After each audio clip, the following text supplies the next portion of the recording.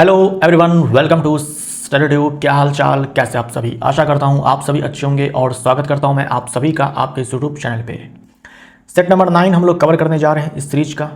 इस सीरीज के अंदर जो भी सेट्स अब तक आए हैं उन सारे का पीडीएफ आपको मिलेगा ऐप पर। तो अगर आप पीडीएफ डाउनलोड करना चाहते हैं तो आप ऐप पर विजिट कर सकते हो। ऐप का डाउनलोडिंग लिंक मिलेगा आपको वीडियो के डिस्क्रिप्शन बॉक्स में। पहला सवाल है, 3 विलियनों ए, बी और सी के पीएच मान क्रमशः 3, 7 और 12 है। पीएच मान 3 ए का है, पीएच मान 7 बी का है और पीएच मान 12 सी का है। निम्नलिखित में से कौन सा कथन सही है। विलियन ए और सी दोनों उदासीन हैं। ए और सी दोनों उदासीन हैं, गलत हो जाएगा। ये विलियन ए जो है अम्लीय है, विलियन बी उदासीन है, विलियन सी क्षारीय है। ये गलत हो जाएगा। विलियन बी क्षारीय है, नहीं, विलियन बी जो है उदासीन है। विलियन सी उदासीन है, नहीं, क्षारीय है। विलियन ए प्रबल अम्लीय है और विलियन सी प्रबल क्षारीय है। सही है, डी ऑप्शन राइट आंसर हो जाएगा। निम्नलिखित सजीवों में से किस सजीव में अस्थियां होती है। अस्थियां होती है जो शरीर की गतिशीलता में सहायक होती है। केंचुआ है, घींगा है, तिलचट्टा है। ये सारे के सारे अकशेरुक जंतु हैं, इनवर्टिब्रेट्स हैं। इनवर्टिब्रेट्स में रीढ़ की हड्डी नहीं होती है, अस्थियां नहीं होती है। सांप, इनमें अस्थियां हैं, पसलियां भी होती है इनमें। ए हमारा राइट आंसर हो जाएगा। सांप जो है ये वर्टिब्रेट है और ये सारे इनवर्टिब्रेट है। ये सारे इनवर्टिब्रेट्स हैं, यानी कि अकशेरुकी है, जबकि ये कशेरुकी है। इनमें रीढ़ की हड्डी पाई जाती है, इन सारे में नहीं पाई जाती है। निम्नलिखित में से कौन सा तत्व लेड का सही प्रतीक है। लेड का सही प्रतीक है पीबी। तो ऐसा भी सवाल आसान सा आपसे पूछा जा सकता है। निम्नलिखित में से कौन सा मानव में केंद्रीय तंत्रिका तंत्र का एक भाग है। केंद्रीय तंत्रिका तंत्र, केंद्रीय तंत्रिका तंत्र, central nervous system, CNS, central nervous system.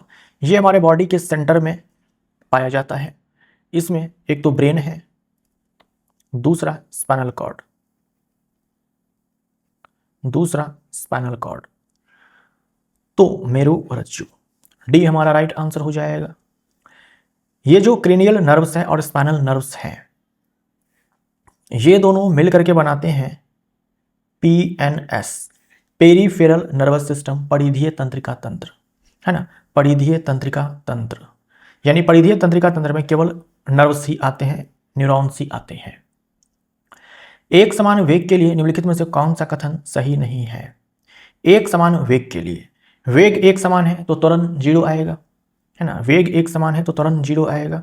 वेग समय ग्राफ 3 ऑप्शन में दिया गया है।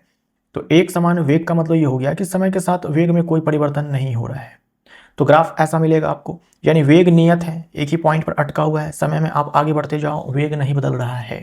जैसे मान लो कि 5 मीटर पर सेकेंड किसी दिशा में वेग है, तो किसी भी समय आप वेग देखेंगे तो 5 मीटर पर सेकेंड ही आपको मिलेगा। वेग स्थिर है और त्वरण 0 है। पूछा है कि कौन सही नहीं है, ये तो सही है। वीटी ग्राफ में रेखा का ढाल 0 है। देखो, वेग समय ग्राफ का जो वेग समय का जो ग्राफ मिलता है, वेग समय का जो ग्राफ होता है, जो उसकी ढलान होती है ना। ढलान बोले तो स्लोप, है ना, स्लोप, ढलान बोल दो या फिर ढाल बोल दो। इससे हमें त्वरण मिलता है, इससे हमें त्वरण मिलता है। और हम जानते हैं कि अगर वेग एक समान हो तो त्वरण 0 होता है, तो त्वरण आप 0 कर देंगे, यानी कि ढलान या फिर स्लोप 0 है। ये स्टेटमेंट भी सही है। ढाल 0 है मतलब कि 0 है। वीटी ग्राफ में, वीटी ग्राफ का जो स्लोप होता है उससे हमें त्वरण मिलता है, और त्वरण हम जानते हैं कि वेग अगर नियत हो तो 0 होता है, तो ढलान भी 0 हो जाएगा। उसके बाद वीटी ग्राफ एक क्षैतिज रेखा है, हॉरिजॉन्टल लाइन है, बिल्कुल सही है। टाइम एक्सिस के पैरेलल एक हॉरिजॉन्टल लाइन है। वीटी ग्राफ के अधीन क्षेत्रफल त्वरण देता है, तो गलत हो जाएगा। जैसे मान लो हमने यहां पर एक टाइम ले लिया T1, तो यहां जो एरिया आपको मिलेगा उससे क्या, कौन सी भौतिक राशि आपको प्राप्त होती है इस एरिया से। तो एरिया यहां पर जो है क्षेत्रफल आपको यहां पर डिस्प्लेसमेंट देता है, क्या देता है, डिस्प्लेसमेंट देता है, विस्थापन देता है ना। वीटी ग्राफ के अधीन क्षेत्रफल त्वरण देता है, नहीं विस्थापन देता है। डी ऑप्शन राइट आंसर हो जाएगा। निम्नलिखित में से कौन सा उद्योग में अल्ट्रासाउंड का अनुप्रयोग होता है, यानी अल्ट्रासाउंड का यूज होता है। अल्ट्रासाउंड जिसकी फ्रीक्वेंसी 20 किलोहर्ट्ज से अधिक होती है, हमारा कान इसे नहीं सुन पाएगा, इस वाले आवाज को। तो इसका इस्तेमाल रेफ्रिजरेटर में ठंडा करने के लिए उपयोग किया जाता है, तो ऐसा नहीं है। धातु ब्लॉक में दरारों का पता लगाने के लिए सही है। ये सारे ऑप्शंस गलत हो जाएंगे। तो जो धातु का ब्लॉक है, भीतर से कोई क्रैक तो नहीं है, कोई दरार तो नहीं है, उससे पता लगाने के लिए जो है अल्ट्रासाउंड का इस्तेमाल किया जाता है। पैक्ड खाद्य पदार्थों में विकृत गंधिता रेंसिडिटी से रोकथाम के लिए सामान्यतः निम्नलिखित में से किस विधि का उपयोग किया जाता है। तो रेंसिडिटी यानी कि जो खाद्य पदार्थ है उसमें जो तेल है, वसा है, उसका ऑक्सीकरण हो जाना ऑक्सीजन के प्रेजेंस में, उसी को हम लोग रेंसिडिटी बोलते हैं। तो इसके रोकथाम के लिए क्या किया जाता है कि जो पैकेजिंग किया जाता है तो उससे पहले नाइट्रोजन को फ्लश कर दिया जाता है, यानी कि नाइट्रोजन को भर दिया जाता है, क्योंकि नाइट्रोजन जो है वो निष्क्रिय गैस है। नॉर्मल टेम्परेचर पर वो अभिक्रिया जो है तेल या वसा से नहीं करने वाली है। तो सील करने से पहले नाइट्रोजन गैस द्वारा संपूर्ण करना, फ्लशिंग करना। डी ऑप्शन राइट आंसर हो जाएगा। नाइट्रोजन का इस्तेमाल जो है यहाँ पर प्रतिऑक्सीकारक के रूप में किया जाता है, एंटासिड के रूप में किया जाता है, सॉरी एंटासिड नहीं, एंटीऑक्सीडेंट के रूप में किया जाता है ना, एंटीऑक्सीडेंट के रूप में किया जाता है, प्रतिऑक्सीकारक के रूप में किया जाता है। डी ऑप्शन राइट आंसर हो जाएगा। पादपों में वृहत पोषकों की आवश्यकता के संबंध में निम्नलिखित में से कौन सा कथन सही है। पादप को जो पोषक तत्व चाहिए होते हैं वो दो प्रकार के होते हैं। एक जिसे हम लोग माइक्रो न्यूट्रिएंट्स बोलते हैं, सूक्ष्म पोषक तत्व बोलते हैं, और दूसरे वो होते हैं जो वृहत पोषक तत्व होते हैं, मैक्रो न्यूट्रिएंट्स होते हैं। मैक्रो इसलिए बोलते हैं क्योंकि ज्यादा अमाउंट में चाहिए होता है ना, ज्यादा अमाउंट में चाहिए होता है। तो इसमें देखो आपको क्या क्या याद रखना है। ज्यादा अमाउंट में चाहिए होता है, कार्बन है, हाइड्रोजन है, ऑक्सीजन है, उसके बाद नाइट्रोजन है, फास्फोरस है, पोटेशियम है, उसके बाद कैल्शियम है ना, कैल्शियम है, सल्फर है, मैग्नीशियम है। ये टोटल 9 हो गए। ये वृहत पोषक तत्व हैं जो पादपों को अधिक मात्रा में चाहिए होते हैं। तो वृहत पोषक अवशोषित होने पर पादपों को बड़ी मात्रा में वृहत पोषकों की आवश्यकता होती है, ये सही है। सही कथन चुनना था ना, तो बी हमारा राइट आंसर हो जाएगा। बी हमारा राइट आंसर हो जाएगा। पृथ्वी की सतह पर गुरुत्व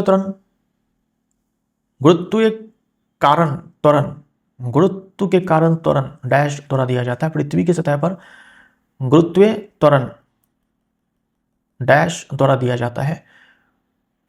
तो गुरुत्व त्वरण का फॉर्मूला क्या होता है, capital G capital M by R square,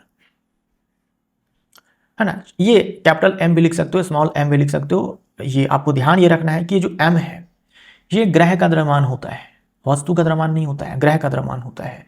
और ये जो r है ये ग्रह की त्रिज्या होती है। अगर हम पृथ्वी के संदर्भ में बात करते हैं तो पृथ्वी का द्रव्यमान यहाँ पर लिखना होगा और पृथ्वी की त्रिज्या जो है यहाँ पर लिखना होगा। पृथ्वी का द्रव्यमान भी आप याद रखिए, डायरेक्ट आपसे पूछा जा सकता है। मास ऑफ अर्थ 6 गुने में 10 पे पावर 28 किलोग्राम, है ना। और अर्थ की अगर हम रेडियस की बात करते हैं तो ये भी आप याद रखें, 6400 किलोमीटर लगभग में होता है। और जी का मान 6.67 इंटू 10 टू द पावर, लिख देता हूं मैं यहाँ पर 6.67 into 10 to the power -11 newton metre square per kilogram square. अगर आप इन सारे मान को इसमें डालेंगे तो जो मान जी का निकल करके आएगा पृथ्वी की सतह पर वो लगभग जो है 9.8 मीटर पर सेकंड स्क्वायर निकल करके आएगा। तो डी ऑप्शन राइट आंसर हो जाएगा। निम्नलिखित में से कौन सा कथन स्थितिज ऊर्जा के बारे में सत्य है।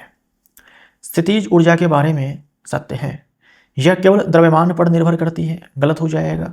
स्थितिज ऊर्जा का अगर आप सूत्र देखते हैं तो होता है mgh, है ना। ये मास है, गुरुत्व त्वरण है और ऊंचाई है, इन सारे पर जो है निर्भर करती है।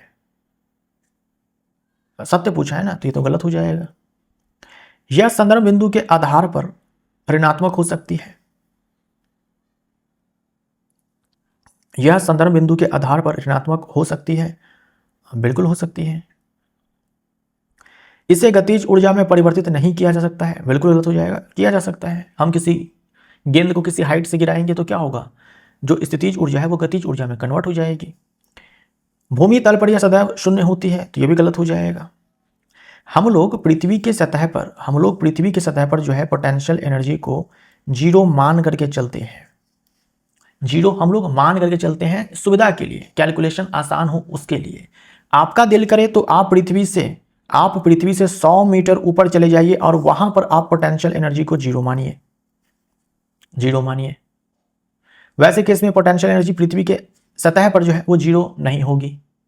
तो ये पॉइंट ऑफ रेफरेंस जो होता है वो हम लोग अपने सुविधा अनुसार चुनते हैं। और जो स्थितिज ऊर्जा है ये धनात्मक, ऋणात्मक और जीरो कुछ भी हो सकती है। ये स्थितिज ऊर्जा है तो सदिश राशि,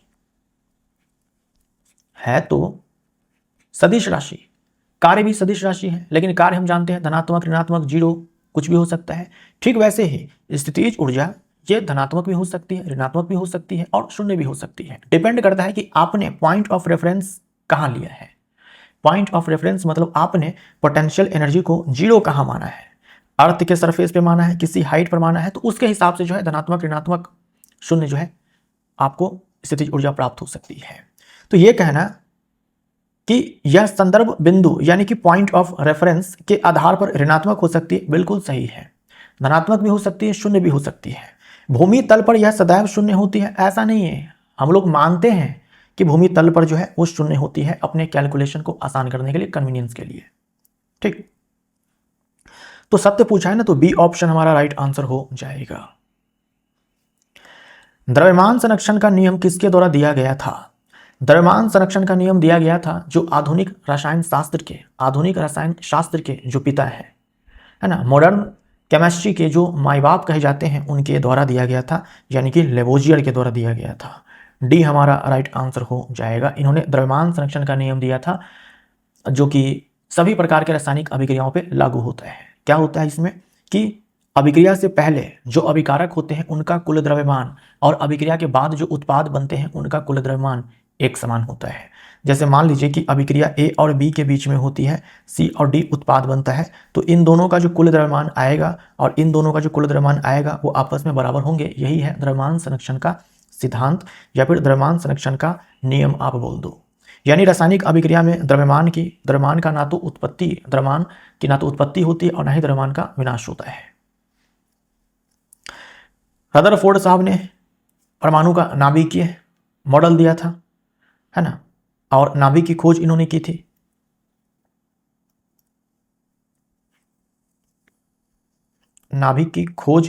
थी। परमाणु का नाभिकीय मॉडल दिया था इन्होंने।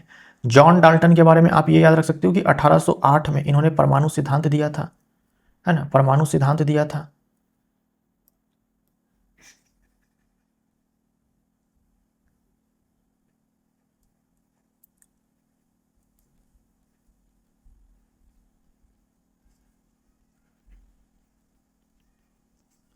है ना, 1808 में परमाणु सिद्धांत इन्होंने दिया था। जोसेफ प्राउस्ट इन्होंने क्या दिया था? निश्चित अनुपात का नियम या फिर स्थिर अनुपात का नियम।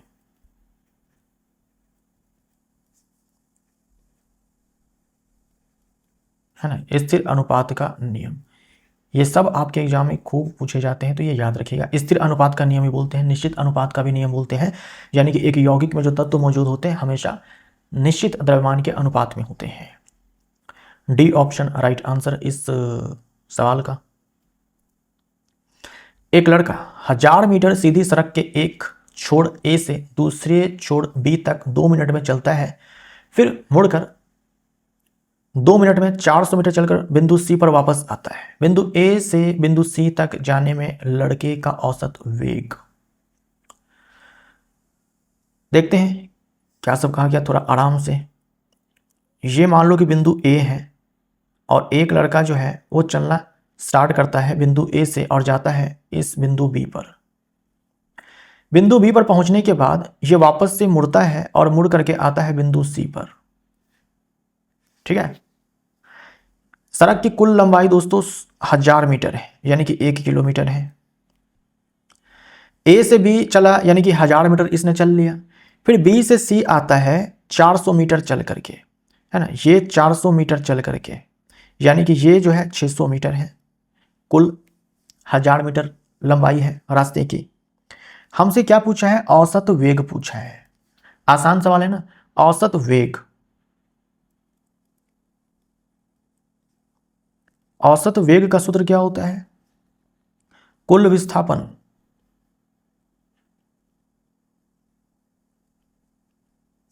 बट्टे में कुल समय। कुल विस्थापन कैसे निकालते हैं? प्रारंभिक स्थिति को पहले आप मार्क कर लीजिए, अंतिम स्थिति को मार्क कर लीजिए। तो प्रारंभिक स्थिति ए, वो गया बी पर, फिर लौट कर सी पर आया, तो प्रारंभिक स्थिति ए, अंतिम स्थिति सी, और इनके बीच की आप न्यूनतम दूरी देख लो। इन दोनों को आप स्ट्रेट लाइन से मिला दो तो कहा गया कि भाई सीधी सड़क है, सड़क जो है वो सीधी है, यानी कि आप सीधा आप इन दोनों पॉइंट को मिला दो और देख लो कि भाई इसकी लंबाई क्या है, वही है विस्थापन। कुल दूरी कितनी चली? तो आप बोलेंगे ये ए से बी गया 1000 मीटर, फिर बी से सी पर आया 400 मीटर और ऐड कर दो 1400 मीटर, लेकिन हमें विस्थापन चाहिए।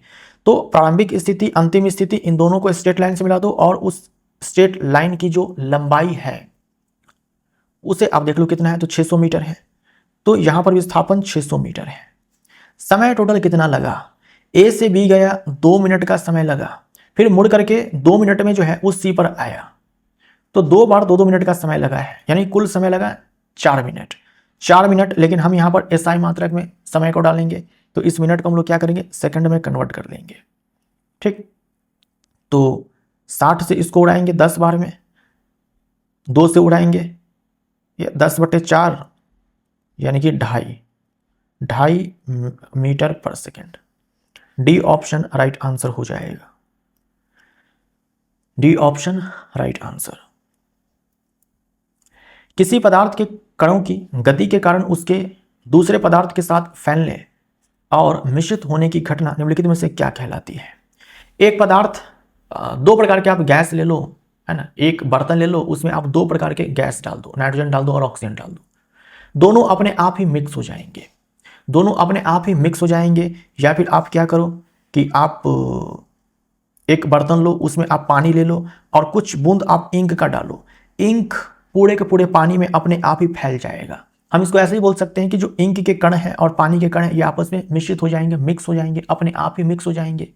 और मिक्स कुछ ऐसे होते हैं कि जो कण होते हैं वो अपने उच्च सांद्रता वाले स्थान से निम्न सांद्रता वाले स्थान की उड़ जाते हैं। अगर आपने इंक की बूंदें आपने यहाँ पर डाली है तो ये जो इंक की बूंदें हैं वो और सूक्ष्म कणों में जो है डिवाइड हो जाएंगे और फैल जाएंगे पूरे पानी में, है ना। जहां जहां निम्न सांद्रता है वहां वहां ये इंक की बूंदें जो है पहुंच जाती है, इंक के जो कण है वो पहुंच जाते हैं। तो इससे हम लोग डिफ्यूजन बोलते हैं। ए हमारा राइट आंसर हो जाएगा। पदार्थों के कण जो आपस में अपने आप ही मिश्रित होते हैं, मिक्स हो जाते हैं, उसे हम लोग डिफ्यूजन बोलते हैं। मिश्रित कैसे होते हैं? तो अपने उच्च सांद्रता वाले स्थान से निम्न सांद्रता वाले स्थान की ओर जाते हैं। इवेपोरेशन, वाष्पीकरण, जो क्वथनांक होता है उससे कम ताप पर द्रव का भाप में बदलना वाष्पीकरण कहलाता है। कंडेंसेशन क्या होता है? कंडेंसेशन में जो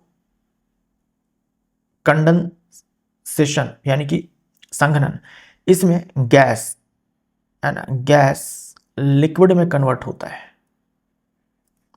जैसे मान लो आपने एकदम चिल्ड फ्रिज से कोल्ड ड्रिंक का बोतल आपने निकाला, तो आप देखते हैं कि कोल्ड ड्रिंक के बोतल के बाहर में जो है पानी की बूंदें जो है वो आ जाती है। वो कैसे आती है? कंडेंसेशन से, है ना।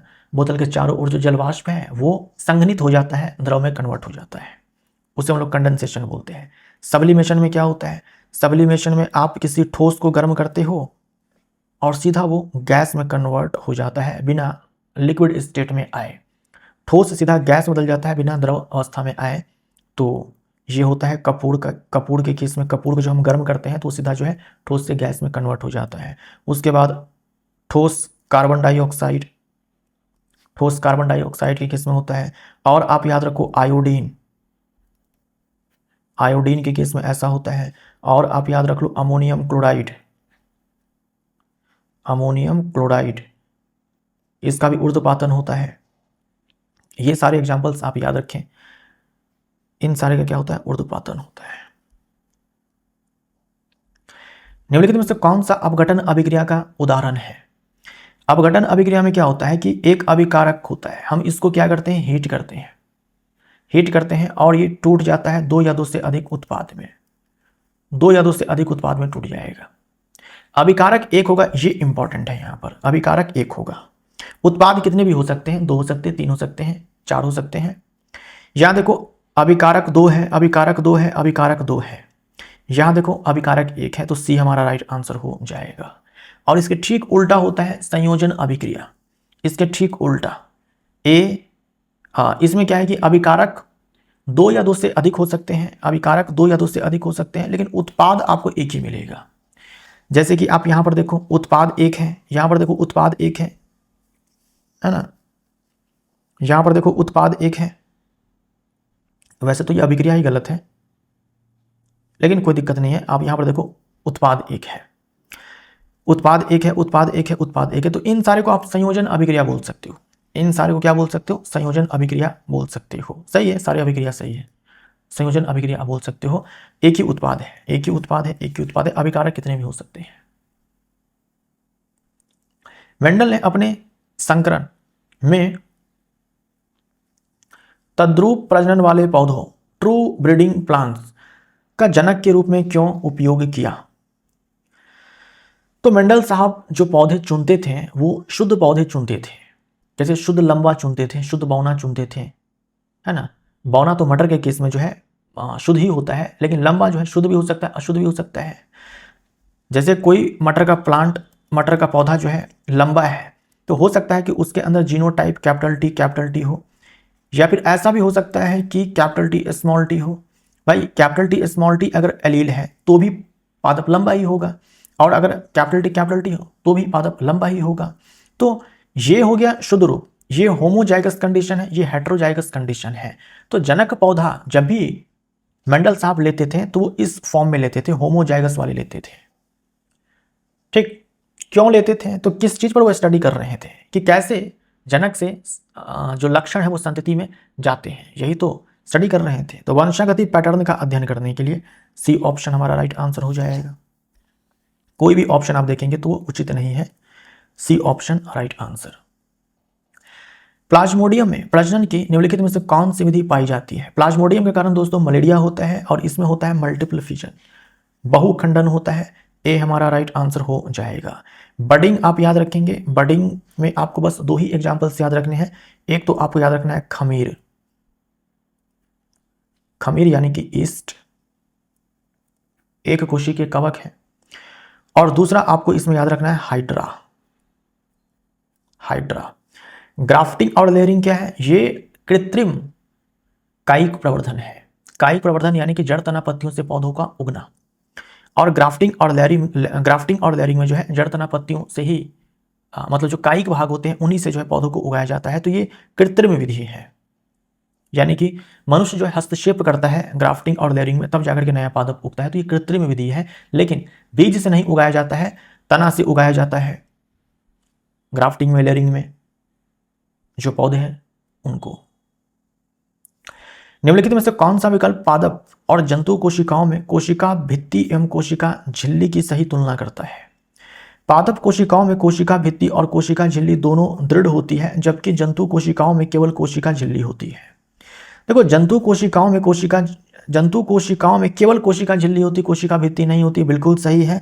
और पादप कोशिका की बात करते हैं तो इसके पास कोशिका भित्ति भी होती है और कोशिका झिल्ली भी होती है। कोशिका भित्ति दृढ़ होती है, मजबूत होती है, यांत्रिक सहारा प्रदान करती है, कोशिका के आकार को बनाए रखती है। कोशिका झिल्ली अगर हम बात करते हैं तो कोशिका भित्ति इतनी दृढ़ थोड़ी होती है। कोशिका झिल्ली जंतु कोशिका और पादप कोशिका दोनों में जो है वो लचीली ही होती है, लेकिन अगर हम तुलनात्मक रूप से बात करें तो जो कोशिका झिल्ली प्लांट के केस में है, तुलनात्मक रूप से जंतु के केस में जो कोशिका झिल्ली उससे दृढ़ होती है।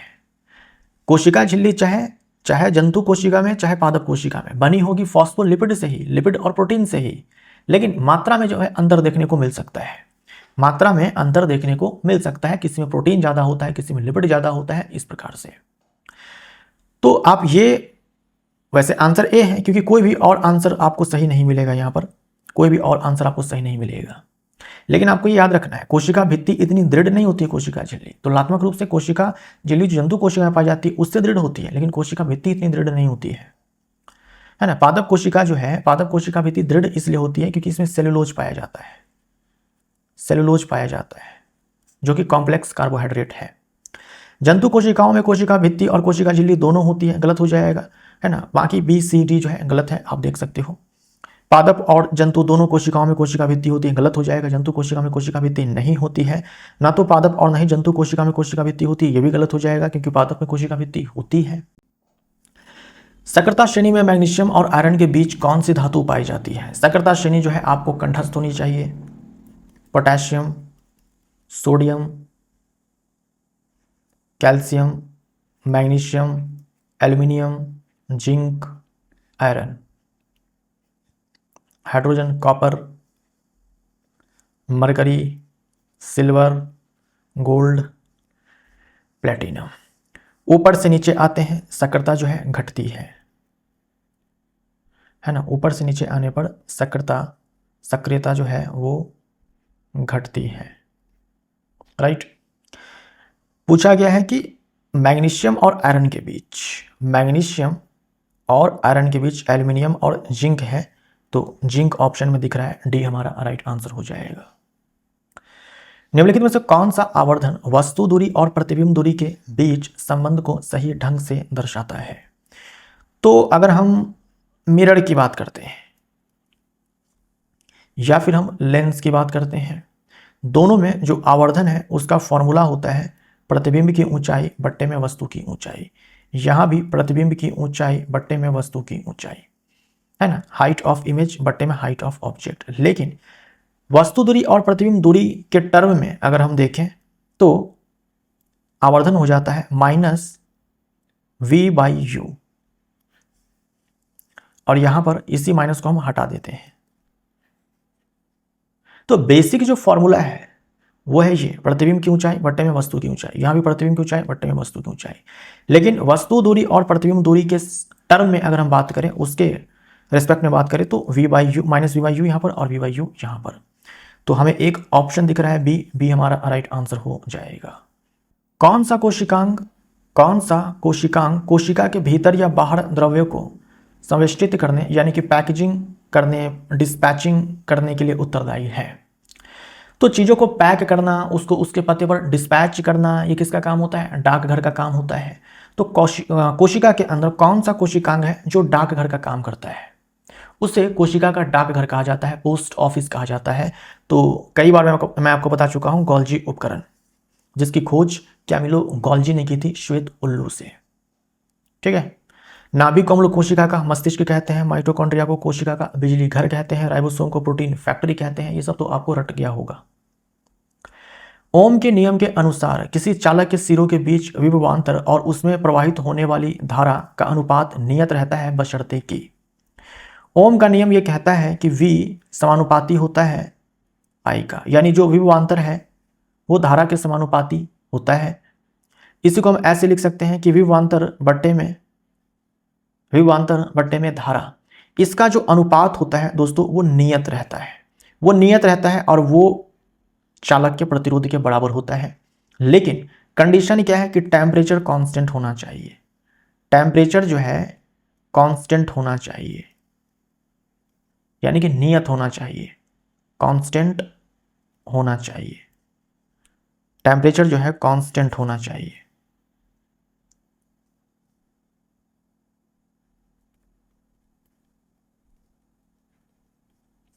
टेम्परेचर कांस्टेंट होना चाहिए, क्योंकि अगर आप तापमान बदल दोगे ना, वैसे केस में V और I का रेशियो फिक्स्ड नहीं होगा, कांस्टेंट नहीं रहेगा।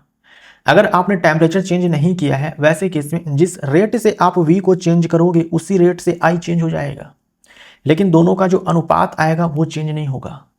अगर आप विभवांतर डबल करोगे, धारा डबल हो जाएगी, ठीक। अगर आप इसको 3 गुना करोगे, ये भी 3 गुनी हो जाएगी, लेकिन दोनों का अनुपात जो है वो नहीं बदलने वाला है। लेकिन ये कब तक होगा? ये होगा टेम्परेचर जब तक कांस्टेंट रहेगा तब तक। टेम्परेचर कांस्टेंट होना चाहिए। इसमें छेड़खानी करोगे तो फिर ये रेशियो चेंज हो जाएगा, ठीक। तो हम बोलेंगे तापमान नियत रहे, सी ऑप्शन राइट आंसर हो जाएगा।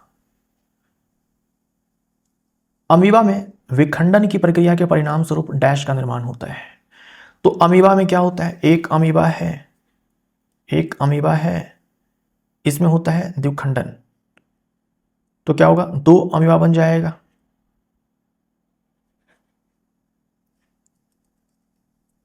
इनके दो संतति बनेंगे, और क्योंकि अपने आप में ये अलैंगिक जनन है तो संतति जो है जनक के ही समान होंगे, आनुवंशिक रूप से क्लोन होंगे। तो दो समान आकार की आनुवंशिक रूप से समान संतति कोशिकाएं। एनोड पंख क्या है, एनोड मड क्या है, तो एनोड के नीचे जो कीचड़ जमा हो जाता है उसी को हम लोग एनोड मड बोलते हैं, है ना। धातुओं को जब उसके अयस्क से प्राप्त किया जाता है तो सबसे आखिरी में जाकर के उसका शुद्धिकरण किया जाता है, उसका परिष्करण किया जाता है। तो जैसे यहां पर देखो कॉपर धातु के परिष्करण को यहां पर दिखाया गया है, कॉपर धातु के परिष्करण को दिखाया गया है। जिस कॉपर धातु को शुद्ध करना है, जिस कॉपर धातु को शुद्ध करना है उसका एनोड बनाया जाता है, ये मैं आपको बता चुका हूं। इम्प्योर का एनोड बनाते हैं और वहां पर ऑक्सीडेशन होता है। तो ये जो एनोड बनाया गया है ये उस कॉपर धातु का बनाया गया है जिसको शुद्ध करना है, और कॉपर का ही मार्केट से खरीद करके एक प्योर स्ट्रिप लेकर के आते हैं, यानी एक प्योर छड़ लेकर के आते हैं, पतली सी छड़ होती है वो, उसका हम लोग कैथोड बनाते हैं, उसका हम लोग कैथोड बनाते हैं। तो जो कैथोड होता है वो प्योर होता है और वहां पर रिडक्शन होता है। एनोड बैटरी के पॉजिटिव टर्मिनल से जुड़ा होगा और कैथोड बैटरी के नेगेटिव टर्मिनल से जुड़ा होगा। एनोड पर ऑक्सीडेशन होता है, कैथोड पर रिडक्शन होता है। अब क्या होगा, जो अशुद्धियां, ये जो एनोड है ये किसका है, इम्प्योर कॉपर का है, यानी हम माइनिंग से कॉपर का अयस्क जो है पहले प्राप्त करते हैं, फिर वहां से धातु को प्राप्त करते हैं, और लास्ट में जो धातु हमें शुद्ध करनी है उसी का हम लोगों ने क्या कर दिया, एनोड बना दिया है। अब इसमें अशुद्धि जो है दो प्रकार की हो सकती है इस एनोड में, जो कि कॉपर का ही है। एक जो घुलनशील है, दूसरा जो अघुलनशील है। भाई जो घुलनशील है वो तो इसमें घुल जाएंगे, इस विलयन में। विलयन भी हम लोग कॉपर का ही लवण विलयन लेते हैं, जिस धातु को शुद्ध करना है उसी का हम लोग सॉल्ट सोल्यूशन ले लेते हैं। तो जो अशुद्धियां घुलनशील है वो तो घुल जाएगी इस विलयन में, लेकिन जो अघुलनशील है वो ऐसे एनोड के नीचे आकर के जमा हो जाती है, तो उसी को हम लोग एनोड मड बोलते हैं, एनोड पंख बोलते हैं, यानी कि कीचड़। तो वैद्युत अपघटनी परिष्करण में, ये वैद्युत अपघटनी परिष्करण है, इलेक्ट्रोलाइटिक रिफाइनिंग है। एनोड पर निक्षेपित अविलय अशुद्धियां, डी ऑप्शन राइट आंसर हो जाएगा। यदि दो बिंदुओं के बीच 5 कूलम आवेश को हम लोग Q से डिनोट करते हैं, स्थानांतरित करने के लिए 100 जूल कार्य की आवश्यकता है, तो दो बिंदुओं के बीच विभवांतर डैश है। तो विभवांतर बराबर होता है W/Q, ठीक है। W 100 जूल है और आवेश 5 कूलम है, ऐसा मात्रक में है सबके सब, तो ये 20 वोल्ट आ जाएगा। बी ऑप्शन राइट आंसर हो जाएगा। पहले माध्यम के सापेक्ष दूसरे माध्यम का अपवर्तनांक डैश पर निर्भर करता है। पहले माध्यम के सापेक्ष दूसरे माध्यम का अपवर्तनांक डैश पर निर्भर करता है। केवल परिवेश के तापमान पर, आपतित प्रकाश की तीव्रता पर, केवल सीमा पृष्ठ के आकार पर, प्रयुक्त प्रकाश के रंग और माध्यम युग्म पर। सही है। जैसे माध्यम 1 का अपवर्तनांक 2 के सापेक्ष, तो इसको हम लोग लिखते हैं माध्यम 1 का अपवर्तनांक बट्टे में माध्यम 2 का अपवर्तनांक। हमारे केस में क्या कहा गया, पहले माध्यम के सापेक्ष दूसरे माध्यम का अपवर्तनांक, दूसरे माध्यम का अपवर्तनांक पहले के सापेक्ष, तो दूसरे माध्यम का अपवर्तनांक पहले के सापेक्ष, ये इसकी बात यहां पर की जा रही है। अब देखो ये रेशियो जो है ये तो चेंज होता जाएगा ना, डिपेंड करता है कि हमने जो माध्यम का जोड़ा लिया हुआ है क्या लिया हुआ है। मान लो आप वायु और यहां पर दे लेते हो कांच, वैसे केस में क्या होगा, इसका भाई अपना अपवर्तनांक है, इसका अपना अपवर्तनांक है, रेशियो कुछ आएगा निकल करके। मान लो अब आपने क्या कर दिया, वायु और कांच ले लिया, वायु और इस बार जो है आपने जल ले लिया, वैसे केस में ये रेशियो निकालेंगे तो कुछ और आएगा। तो यही चीज आपसे कहा गया है कि माध्यम का जो अपना युग्म है उस पर निर्भर करता है इसका जो अनुपात निकल करके आएगा। उसके बाद मान लो कि आपने माध्यम का जो पेयर ऑफ मीडिया है उसको आपने कांस्टेंट कर दिया, आपने वायु कांच फिक्स कर दिया है, आपने वायु कांच फिक्स कर दिया, इसको आप चेंज नहीं कर रहे हो, लेकिन जो लाइट है, जो उसकी वेवलेंथ है, यानी प्रकाश का जो रंग है, उस पर फिर डिपेंड करेगा ये रेशियो। क्योंकि हम जानते हैं जो माध्यम का अपवर्तनांक होता है और जो वेवलेंथ होती है, इसके बीच में उल्टा संबंध होता है। तो अलग अलग रंग के प्रकाश के लिए तरंग दैर्ध्य अलग अलग होता है, यानी कि माध्यम का अपवर्तनांक अलग अलग हो जाएगा, है ना, यानी कि रेशियो जो है अलग अलग हो जाएगा। यानी कि आप अलग अलग रंग के प्रकाश का इस्तेमाल करेंगे तो उसके लिए कांच का अपवर्तनांक अलग अलग आएगा, वायु का अपवर्तनांक अलग अलग आएगा, यानी कि रेशियो भी अलग अलग आएगा। ठीक, तो डी ऑप्शन हमारा राइट आंसर हो जाएगा। निम्नलिखित में से किस कोशिका अंगक का अपना स्वयं का डीएनए नहीं होता है? डीएनए हमें न्यूक्लियस में देखने को मिलता है, हमें लवक में देखने को मिलता है, इसके पास भी खुद का डीएनए, खुद का राइबोसोम होता है, माइटोकॉन्ड्रिया में खुद का डीएनए, खुद का राइबोसोम होता है, लाइसोसोम में कोई डीएनए नहीं होता है। डी हमारा राइट आंसर हो जाएगा। जब हम अपनी हथेली पर एसीटोन हम लोग बोलते हैं CH3COCH3, इसी को हम लोग एसीटोन बोलते हैं। सामान्य नाम है एसीटोन। IUPAC नाम क्या है? IUPAC नाम है इसका प्रोपेनोन। कीटोन फैमिली का दोस्तों पहला सदस्य है, जो कीटोन समझाती चीनी है उसका ये पहला सदस्य होता है प्रोपेनोन, इसी का सामान्य नाम एसीटोन है। तो नेल पॉलिश मिटाने के लिए इसी लिक्विड का इस्तेमाल किया जाता है। तो अगर आप अपने हथेली पर इसको डालोगे तो ये वाष्पीकृत हो जाता है और आपको ठंडक जो है महसूस होती है। तो जब हम अपनी हथेली पर एसीटोन डालते हैं तो हमें ठंडक प्रतीत होती है, क्योंकि हथेली से ऊष्मा को अवशोषित कर ये शीघ्रता से वाष्पित हो जाता है और वाष्पीकरण से जो है हमें ठंडक महसूस होती है। पसीने का वाष्पीकरण होता है तो हमें ठंडक महसूस होती है। घड़े का पानी जब वाष्पीकृत होता है तो घर का पानी ठंडा हो जाता है। ठीक वैसे ही हथेली से ऊष्मा का अवशोषण कर जो है ये वाष्पीकृत हो जाता है, तो उससे जो हमारी हथेली है उसको ठंडक महसूस होती है। कुछ सरीसृपों में संतति का लिंग डैश द्वारा निर्धारित होता है। कुछ सरीसृप होते हैं, कुछ मगरमच्छ होते हैं, कुछ छिपकलियां होती है ना, कुछ मगरमच्छ होते हैं, कुछ छिपकलियां होती हैं, जिसमें जो उनके बच्चे होते हैं उसका लिंग का निर्धारण इससे डिसाइड होता है कि जो निषेचित अंडा होता है, शुक्राणु अंडाणु के बीच में संलयन जो हो जाएगा, जो निषेचित अंडा होगा उसको किस तापमान पर रखा गया है उससे डिसाइड होता है कि संतति नर बनेगा या मादा बनेगा, यानी कि आनुवांशिक रूप से डिसाइड नहीं होता है। ये हमारा राइट आंसर हो जाएगा।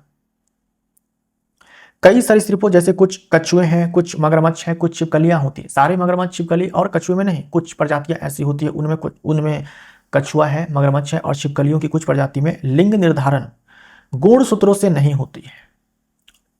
जैसे हमारे अंदर क्रोमोसोम से होता है, वाई क्रोमोसोम है कि एक्स क्रोमोसोम है, इससे डिसाइड होता है कि संतति जो है वो नर होने वाली है या फिर नर होने वाला है या फिर मादा होने वाली है।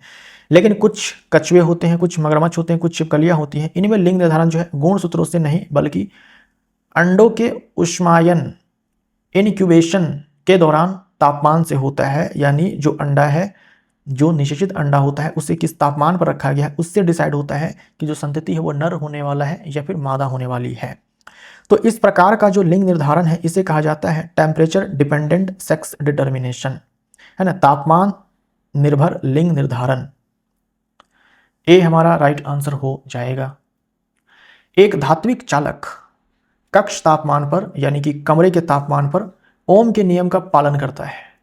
जब इस पर प्रयुक्त विभवांतर को V से 2V तक बढ़ा दिया जाता है और तापमान को स्थिर रखा जाता है तो चालक में प्रवाहित धारा, जस्ट हम लोगों ने चर्चा किया कि जो विभवांतर है वो समानुपाती हुए, विभवांतर और धारा सीधा समानुपाती होते हैं, लेकिन कब? ताप नियत होना चाहिए, है ना, ताप जो है नियत होना चाहिए, टेम्परेचर कांस्टेंट होना चाहिए।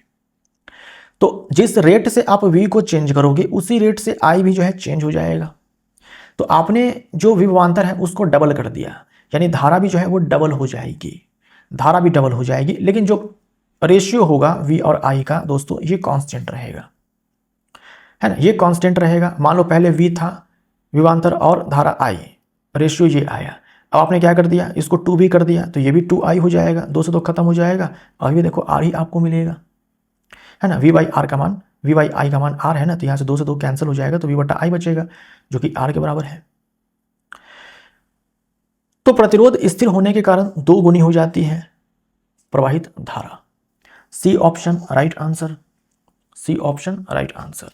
पौधों में निम्नलिखित में से किस पोषक तत्व की सामान्यतः मिट्टी द्वारा आपूर्ति की जाती है? मिट्टी द्वारा आपूर्ति की जाती है।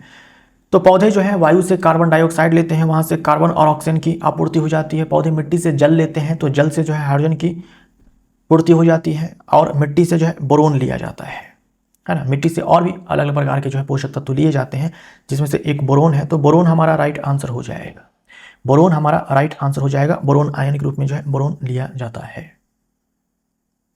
मानव लार में पाए जाने वाले लाला एमाइलेज, यानी कि लार में जो एमाइलेज होता है, सैलिवरी एमाइलेज होता है, उसका काम क्या है? तो कॉम्प्लेक्स कार्बोहाइड्रेट होता है। स्टार्च जो हम चावल खाते हैं, रोटी खाते हैं, उसमें स्टार्च कार्बोहाइड्रेट होता है। इसी को तोड़ता है माल्टोज में, यानी जो जटिल कार्बोहाइड्रेट है उसे सरल कार्बोहाइड्रेट में तोड़ता है। माल्टोज भी कार्बोहाइड्रेट ही है। ये माल्टोज आगे चल करके ग्लूकोज में टूट जाता है। ठीक, तो यह स्टार्च को सरल शर्करा में परिवर्तित करता है। तो आपके सिलेबस में स्टार्च को माल्टोज में तोड़ता है, तो ये माल्टोज आपको नहीं पढ़ना है, इसलिए स्टार्च को सरल शर्करा में यहाँ पर कहा गया। स्टार्च जो है जटिल शर्करा है, जबकि माल्टोज इसके तुलना में काफी सरल है। जब हम शक्कर को जल में घोलते हैं तो क्या होता है? चीनी को हम जल में घोलते हैं, चीनी पानी का घोल आपके पास होता है, उसमें क्या होता है? शक्कर और जल के कण मिश्रित नहीं होते हैं, गलत हो जाएगा। शक्कर के कण जल के ऊपर तैरते हैं, ऐसा भी नहीं होता है। एक कोलाइडी विलयन बनाता है तो नहीं।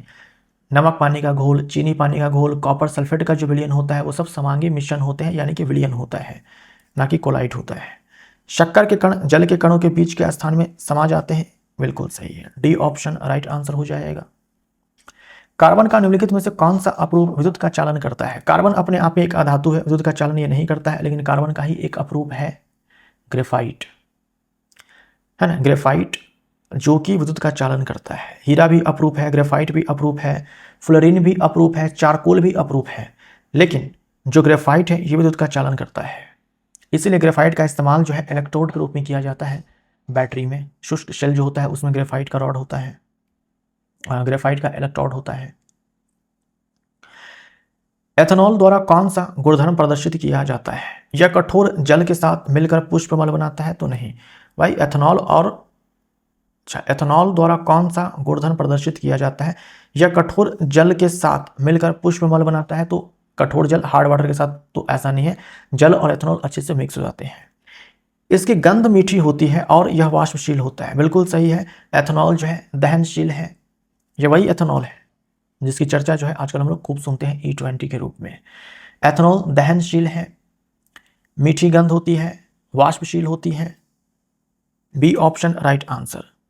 ये दोनों ऑप्शन हमारे गलत हो जाएंगे। एक कार विराम अवस्था से चलना प्रारंभ करती है और 5 सेकंड के लिए 2 मीटर पर सेकंड स्क्वायर पर समान रूप से त्वरित होती है। 5 सेकंड के अंत में कार का वेग कितना होगा? तो v बराबर u प्लस AT, सारा मान आपको दिया हुआ है। u 0 हो जाएगा, विराम अवस्था से प्रारंभ किया गया था। त्वरण आपको 2 मीटर पर सेकंड स्क्वायर दिया हुआ है। 5 सेकंड के बाद वेग चाहिए, 10 मीटर पर सेकंड हो जाएगा। ठीक है, B option right answer. Archimedes के सिद्धांत के अनुसार ऊर्ध्वगामी बल, उत्प्लावन बल का परिमाण क्या होता है? तो जब हम किसी तरल में किसी वस्तु को डुबोते हैं तो कुछ तरल को विस्थापित कर दिया जाता है। तो जो विस्थापित तरल का भार होता है उतना ही बल, भार भी अपने आप में बल है, उतना ही बल जो है उस वस्तु पर ऊपर की दिशा में तरल के द्वारा लगाया जाता है। उसी को हम लोग उत्प्लावन बल कहते हैं। तो यह पिंड द्वारा विस्थापित तरल के भार के बराबर होता है। ए ऑप्शन हमारा राइट आंसर हो जाएगा। मस्तिष्क का कौन सा भाग स्वैच्छिक मांसपेशियों के संचालन को सीधे नियंत्रित करता है? स्वैच्छिक मांसपेशियां यानी जिसमें गति हम अपनी इच्छा अनुसार करवा सकते हैं।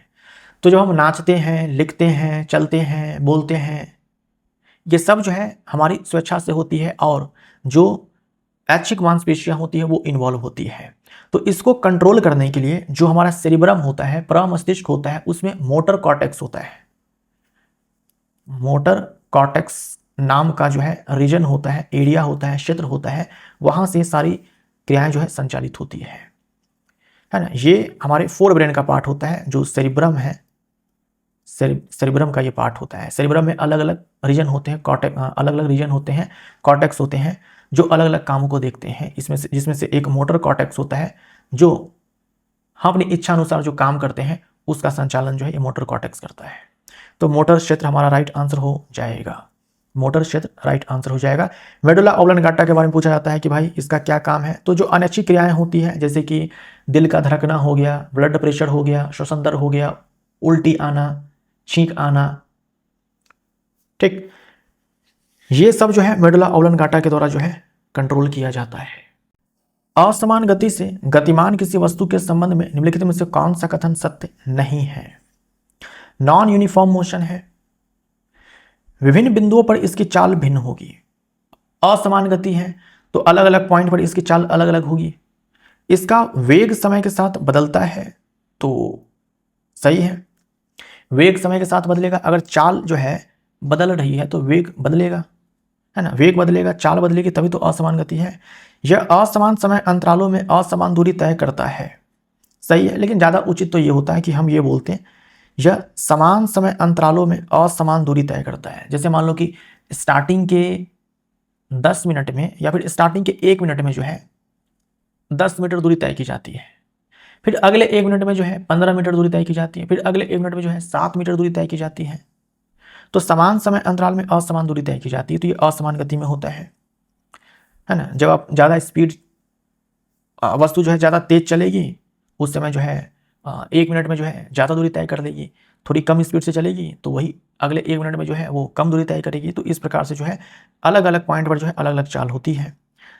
समय अंतराल में वेग परिवर्तन शून्य होता है, वेग में परिवर्तन शून्य होता है, वेग में परिवर्तन शून्य होता है मतलब वेग बदल ही नहीं रहा है, क्योंकि असमान गति है तो वेग में परिवर्तन होगा और वो शून्य तो नहीं होगा। गैसीय अवस्था के गुणों के संबंध में निम्नलिखित में से कौन सा कथन सही है? गैसीय अवस्था में अंतराणविक दूरी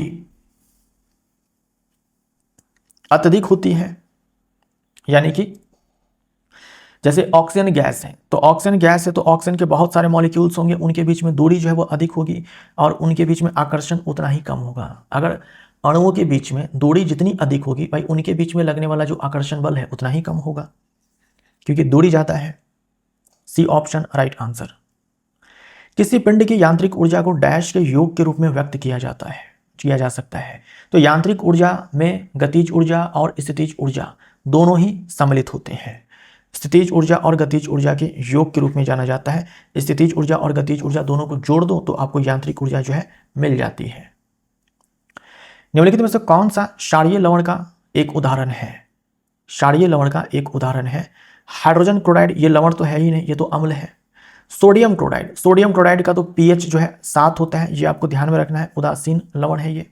अमोनियम क्लोराइड के बारे में पहले भी सवाल जो है रेलवे के एग्जाम में पूछा जा चुका है, ये अम्लीय, अमोनियम क्लोराइड जो है ये अम्लीय लवण है ना, अम्लीय लवण है। सोडियम कार्बोनेट, सोडियम कार्बोनेट है ये, और सोडियम बाइकार्बोनेट यानी कि धावन सोडा और बेकिंग सोडा दोनों के बारे में आप याद रखेंगे कि ये क्षारीय होते हैं, क्षारीय लवण होते हैं, बेसिक सॉल्ट होते हैं। डी ऑप्शन राइट आंसर है ना। पीएच जो है इसका 7 से ज्यादा होगा। कौन सा ऊर्जा परिवर्तन सामान्यतः अपघटन अभिक्रियाओं से जुड़ा होता है? अपघटन अभिक्रिया, अपघटन अभिक्रिया जस्ट हम लोगों ने देखा एक अभिकारक होगा जो टूट जाएगा कई सारे उत्पाद में। अब इसको तोड़ने के लिए ना दोस्तों ऊर्जा दी जाती है, ऊर्जा दी जाती है, और ये ऊर्जा जो है 3 तरीके से आप दे सकते हैं। या तो आप क्या करो, हीट कर दो टेम्परेचर बढ़ा करके, या फिर आप लाइट के फॉर्म में दे सकते हैं, या फिर आप क्या कर सकते हैं करंट के फॉर्म में दे सकते हैं, यानी कि आप विद्युत ऊर्जा के रूप में दे सकते हैं ऊर्जा, यहाँ पर प्रकाश ऊर्जा के रूप में दे सकते हैं, उष्ण ऊर्जा के रूप में दे सकते हैं। डिपेंड करता है कि अभिक्रिया कौन सी है, उसके हिसाब से अलग अलग प्रकार की ऊर्जा जो है दी जाती है। अब देखो इस वाले अभिक्रिया में क्या हम बोल सकते हैं कि ऊर्जा जो है दी जाती है। तो जिस अभिक्रिया में ऊर्जा दी जाती है ना, जिस अभिक्रिया में ऊर्जा दी जाती है उसे हम लोग उष्मा शोषी अभिक्रिया कहते हैं, एंडोथर्मिक रिएक्शन कहते हैं। तो उष्मा शोषी ऊर्जा परिवर्तन, कौन सा ऊर्जा परिवर्तन सामान्यतः अपघटन अभिक्रियाओं से जुड़ा होता है? तो उष्मा शोषी ऊर्जा परिवर्तन हम बोल देंगे। बी हमारा राइट आंसर हो जाएगा। एंडोथर्मिक रिएक्शन है क्योंकि ऊर्जा जो है यहाँ पर दी जाती है। एंडोथर्मिक, एंडोथर्मिक, एंडो का मतलब ऊर्जा जो है वो ली गई है, अभिक्रिया के लिए ऊर्जा ली गई है। ठीक। एक वस्तु अवतल दर्पण के वक्रता केंद्र पर रखी गई है, बनने वाला प्रतिबिंब डैश है। तो अगर हम वस्तु को अवतल दर्पण के सामने वक्रता केंद्र पर रखते हैं तो प्रतिबिंब वक्रता केंद्र पर ही बनता है, समान आकार का बनता है और उल्टा होता है, वास्तविक होता है। तो वक्रता केंद्र में समान आकार वाला, बी ऑप्शन, बनने वाला प्रतिबिंब वक्रता केंद्र पे समान आकार वाला, वक्रता केंद्र पे होना चाहिए समान आकार वाला। निम्नलिखित में से कौन सी धातु अपने लवण विलयन से लेड को विस्थापित नहीं करेगी? लेड से विस्थापित नहीं करेगी तो जो सक्रियता श्रेणी है उसमें लेड से नीचे जो भी धातु आती है वो लेड को विस्थापित नहीं करेगी उसके लवण विलयन से। लेड के नीचे आपको कौन सा देखने को मिलता है? अभी आपने देखा था reactivity series, potassium, sodium, calcium, magnesium, aluminium, zinc, iron और तब जाकर के लेड था। उसके बाद आपने देखा कॉपर, मरकरी, सिल्वर, गोल्ड और इसके नीचे प्लेटिनम। लेड के नीचे वाले लेड को भी स्थापित नहीं कर पाएंगे, तो इसमें एक ही ऑप्शन आपको दिख रहा है सी कॉपर, बाकी तो सारे के सारे लेड से ऊपर वाले हैं। बीज में ऐसा क्या है जो नए पौधे के विकास के लिए आवश्यक है? बीज के अंदर दोस्तों होता है भ्रूण। भ्रूण के पास मूलांकुर होता है, प्रांकुर होता है, मूलांकुर से मूल विकसित होती है, प्रांकुर से जड़ विकसित होता है और उससे नया पौधा उगता है। चुंबकीय क्षेत्र रेखाओं के संबंध में निम्नलिखित में से कौन सी विशेषता सही है? ये एक दूसरे को प्रतिच्छेदित करती है, गलत हो जाएगा, सही चुनना है, ये तो गलत है। ये विवृत वक्र होती है यानी कि ओपन कर्व, गलत हो जाएगा। सदैव संतृप्त नहीं होता है, संतृप्त लूप बनाती है, संवृत होता है, संवृत लूप बनाती है यानी कि क्लोज्ड लूप, बंद वृत्त बनाती है, बिल्कुल सही है। सदैव समान ध्रुव पर प्रारंभ और समाप्त करती है, गलत हो जाएगा। उत्तर ध्रुव से निकलती है, दक्षिण ध्रुव पर जो है समाप्त होती है, बाहर, चुंबक के बाहर। डी ऑप्शन राइट आंसर हो जाएगा। यानी कि अलग ध्रुव से निकलती है और अलग ध्रुव पर समाप्त होती है, ना कि एक ही ध्रुव पर, है ना, समान ही ध्रुव पर। जब न्यूटन ने पहले प्रिज्म के बाद एक दूसरे प्रिज्म उल्टी स्थिति में रखा तो निर्गत किरणपुंज डैश था। न्यूटन साहब ने क्या किया था? एक ऐसे सीधा प्रिज्म लिया, श्वेत प्रकाश को गुजारा, 7 रंगों में ये टूट गया, है ना, श्वेत प्रकाश को गुजारा प्रिज्म से, 7 रंगों में ये टूट गया। वापस से एक उल्टा प्रिज्म ऐसे रख दिया और उन 7 रंगों के प्रकाश को इस प्रिज्म से गुजारा तो वो सब मिलकर के वापस से निकलते हैं श्वेत प्रकाश के रूप में। तो श्वेत प्रकाश हमारा राइट आंसर हो जाएगा। निम्नलिखित में से कौन सा अल्ट्रासाउंड का अनुप्रयोग नहीं है, यानी अल्ट्रासाउंड का उपयोग नहीं है?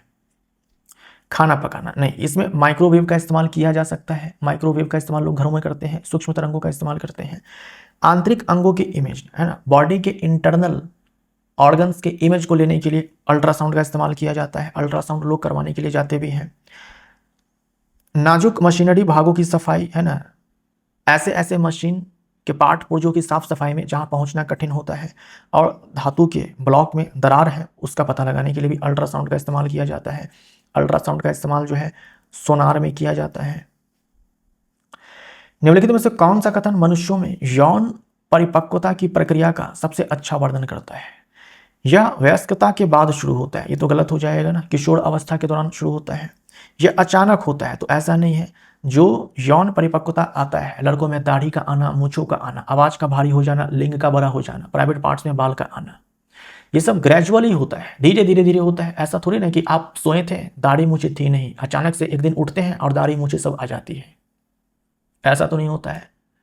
चाहे लड़कियों में जो परिवर्तन आते हैं, है ना, सेकेंडरी सेक्सुअल कैरेक्टरिस्टिक्स आते हैं, द्वितीयक लैंगिक लक्षण आते हैं, वो सब धीरे धीरे आते हैं, ना कि एक झटके में आते हैं। और किशोर अवस्था के दौरान आते हैं, है ना, 11 साल 12 साल के एज पर जब लड़कियां पहुंचते हैं, उसके बाद 18 19 20 साल तक जो है लगातार उनके अंदर परिवर्तन होते चले जाते हैं। तो ये ग्रेजुअली होता है। किशोर अवस्था के दौरान होने वाली एक क्रमिक प्रक्रिया है जिसमें शारीरिक और हार्मोनल परिवर्तन शामिल होते हैं। सी ऑप्शन राइट आंसर हो जाएगा। यह केवल महिलाओं में होता है, गलत हो जाएगा। दारू यानी कि जाइलम एक जटिल अस्थायी ऊतक है। इसके संगठन के संबंध में निम्नलिखित में से कौन सा सही है? यानी जाइलम जब हम बोलते हैं तो इनमें कौन कौन से कंपोनेंट्स आते हैं? 4 कंपोनेंट्स आते हैं। जाइलम रेशा मजबूती देने का काम ये करती है। जाइलम रेशा जाइलम फाइबर मजबूती देने का काम जो है यांत्रिक सहारा प्रदान करने का काम करता है। वाहिनिका जल है खनिज के, उसके संवहन में इसका रोल होता है ना। सह कोशिकाएं नहीं होती इसमें, वाहिनिका होती है। जाइलम पैरेन्काइमा, ठीक है, और जाइलम रेशा, राइट। सी ऑप्शन हमारा राइट आंसर हो जाएगा। ये कॉलनकाइमा नहीं होता है, ये चालनी कोशिका, ये फ्लोएम का पार्ट है, ये नहीं होता है, तो आंसर हमारा सी हो जाएगा, है ना। जाइलम के 4 कंपोनेंट्स होते हैं। जाइलम ट्रैकीड, जाइलम वेसल, है ना, जाइलम वेसल, वेसल्स, ट्रैकीड्स, उसके बाद पैरेन्काइमा और जाइलम फाइबर्स। ये 4 प्रकार के कंपोनेंट्स होते हैं जाइलम में। जाइलम ट्रैकीड्स, वेसल्स, पैरेन्काइमा और जाइलम फाइबर, जिसमें कि इन दोनों का काम है ट्रैकीड और वेसल का, यानी कि वाहिनिका, वाहिका, मृदु ऊतक और रेशा। तो ऊपर के इन दोनों का काम क्या है? जल है, खनिज का जल है और खनिज है, इनका परिवहन। पैरेन्काइमा का काम फूड स्टोरेज का होता है और फाइबर का काम होता है मजबूती देना। तो दोस्तों इसी के साथ सेट नंबर 9 यहीं पर समाप्त होता है। मिलते हैं आखिरी सेट में इस सीरीज के। Thank you so much.